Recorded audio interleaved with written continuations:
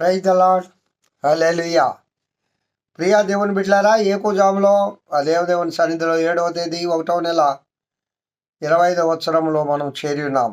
ఆ ప్రభువు ఈ దినం కూడా ఈ లోకంలో జీవించడానికి కృపించారు. రాజాది రాజు, దేవాది దేవుడు, రాజుల రాజు, ప్రభువులు ప్రభు అయిన ఆ యేసు క్రీస్తు వారు వాళ్ళ పట్ల చూపే ఈ కృపకు మనము బద్ధులమై ఆయనతో నిత్యము నిబంధన చేసుకుంటూ నడుతుముగాక. ప్రియులారా, ఈ దిన ధ్యానాంశము ఆదికాండము 21వ అధ్యాయము 22వ వచనంలో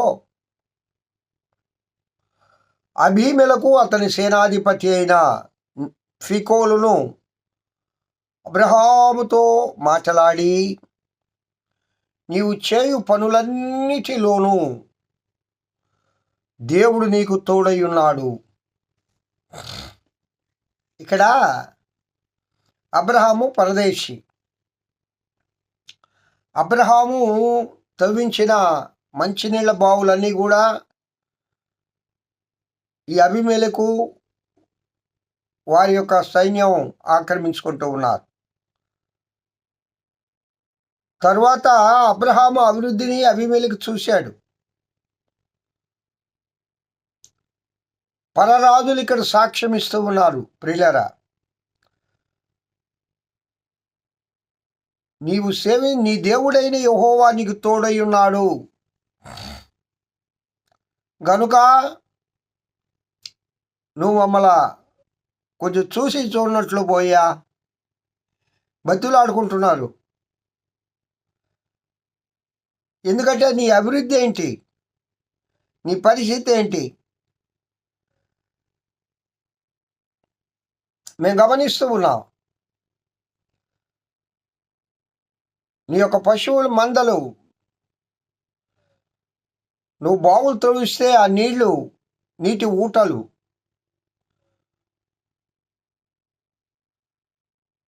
అది దేవుని ఆశీర్వాదమే కదా. మాకు ఇలాంటి ఆశీర్వాదాలు లేవు. నువ్వు ఎక్కడో పరదేశం నుండి వచ్చి మా దేశంలో ఈ విధంగా అభివృద్ధి చెందుతున్నావంటే నీ దేవుడైన యెహోవా నీకు తోడుగా ఉన్నాడు.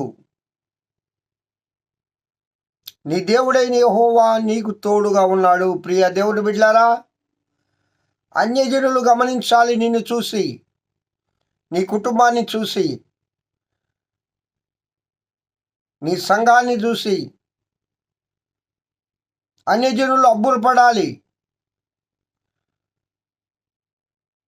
వారు అనుకోవాలి వాళ్ళ దేవుడైన యెహోవా వారికి తోడుగా ఉన్నాడు, యేసయ్య వాళ్ళకి తోడుగా ఉన్నాడు, కాబట్టే వాళ్ళ కుటుంబం ఈ విధంగా ఉంది, కాబట్టే వాళ్ళు ఈ విధంగా ఉన్నారు, కాబట్టి వాళ్ళ అభివృద్ధి ఈ విధంగా ఉంది. ఒక ప్రత్యేకత ఉండాలి కదా. ప్రత్యేకత లేకుండా నువ్వు దేవుని బిడ్డవు అంటే ఎట్లా కుదురుతుంది? ఇక్కడ అబ్రహాముని రికగ్నైజ్ చేశారు వాళ్ళు. నీ దేవుడైన యెహోవా నీకు తోడుగా ఉన్నాడు గనుక మా యందు దయ ఉంచు అని నమస్కారం చేస్తున్నారు, సంధి చేసుకుంటున్నారు. అబీమెలెకు ప్రమాణం చేసుకుంటున్నాడు. భయపడిపోయారు వాళ్ళు. నిన్ను చూసి లోకం ఏమనుకుంటుంది, నీ పొరుగింటి వాళ్ళు ఏమనుకుంటున్నారు, నీ ఎదురింటి వాళ్ళు ఏమనుకుంటున్నారు నీ కుటుంబాన్ని చూసి. ఇది ఒక ప్రత్యేకమైన కుటుంబము, ఇది యేసయ్యను ప్రార్థించే కుటుంబము అని రికగ్నైజ్ అయ్యావా నువ్వు ఉండే ప్రాంతాల్లో? లేదా సర్వసాధారణంగా వాళ్ళతో కలిసిపోయావా? రికగ్నైజ్ అయితే వాళ్ళు నీ దగ్గరికి రావాలిగా. నీ అభివృద్ధిని చూసి, నీ యొక్క సంతోషాన్ని చూసి, కుటుంబంలో ఉన్న మీ సమాధానాన్ని చూసి వారు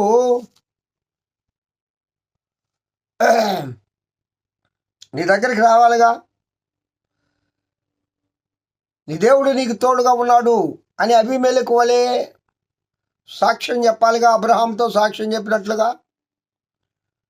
ప్రియ దేవుని బిడ్డలారా, ఈ నూతన 2026 సంవత్సరంలో నీ దేవుడు నీకు తోడుగా ఉన్నాడు. యేసయ్య నీకు తోడుగా ఉన్నాడు. ప్రభు ఇచ్చే వాగ్దానం అది. భయపడవద్దు. ఓ ప్రత్యేక ఆశీర్వాదాలు కలిగిన కుటుంబంగా నువ్వు ఉండాలి. ఈ లోకానికి నువ్వు సాక్షిగా ఉండాలి. యేసయ్య సాక్షిగా నీ కుటుంబంలో ఒక ప్రత్యేకత ఉండాలి. అన్యుల కుటుంబములాగా నీ కుటుంబం ఉండకూడదు. ఎప్పుడు తగులు, తంటాలు, అరుపులు, పెడుబొబ్బలు అవి నీ కుటుంబంలో వినబడకూడదు. సువార్త, సునాద సంగీతములు నీ కుటుంబంలో వినబడాలి. రక్షణ సువార్త, సునాద సంగీతాలు, రక్షణ పాటలు వినబడాలి. సంతోషంగా ఉండాలి, ఆనందంగా ఉండాలి. ఎప్పుడు ఉంటావు? దేవుడు నీకు తోడుగా ఉంటే. ఇక్కడ ఈ దినము ఆ దేవదేవుడు ప్రమాణం చేస్తూ ఉన్నాడు. ఆ దేవదేవుడు నీకు వాగ్దానం ఇస్తూ ఉన్నాడు. నేను నీకు తోడుగా ఉంటాను, నేను నీకు తోడుగా ఉంటాను. భయపడవద్దు. ఇప్పుడు అన్యజనులు కూడా చెప్పాలి, ఇదిగో నీ దేవుడైన యేసయ్య నీకు తోడుగా ఉన్నాడు. కాబట్టి నీ కుటుంబం అంత సంతోషంగా ఉంది, అంత అభివృద్ధి చెందుతూ ఉంది, అంత ఆనందంగా ఉంది. కావున ప్రియులారా, యేసయ్య తోడుగా ఉంటే మనకెంతో సంతోషం, మనకెంతో సమాధానం, మనకెంతో ఆనందం. మన కుటుంబ జీవనం అన్యులకు ఆదర్శప్రాయంగా ఉండునుగాక. ఆ దేవదేవుని కృపాక్షేమములే మీ కుటుంబానికి మీకు తోడుగా ఉండి నడిపించునుగాక. అబ్రహామును ఆశీర్వదించిన దేవుడు, ఇస్సాకును ఆశీర్వదించిన దేవుడు, యాకోబును ఆశీర్వదించిన దేవుడు నిన్నును నీ కుటుంబాన్ని ఆశీర్వదించునుగాక. హల్లెలూయా. దేవుడి వాక్యము దీవించి ఆశీర్వదించునుగాక. ప్రార్థన చేసుకుందాం. మహోన్నతుడా, స్తోత్రం. ఈ వాక్యం వింటున్న బిడ్డలందరినీ దీవించి ఆశీర్వదించమని యేసు నామమున పేరిట వేడుకొంచున్నాను తండ్రి. ఆమేన్. తండ్రి అయిన దేవుని నుండి, కుమారుడైన యేసు క్రీస్తు నుండి, పరిశుద్ధాత్మన్యోన్య నిత్య సహవాసం ఈ వాక్యం వింటున్న బిడ్డలందరికీ, సర్వలోక పరిశుద్ధులకు, సార్వత్రిక సంఘానికి ఇప్పుడు ఎల్లప్పుడు సదాకాలం తోడైండి నడిపింపబడును గాక. ఆమేన్, ఆమేన్. Praise the lord. Have a good day.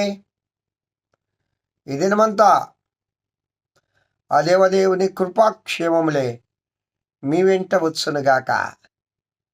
Hallelujah.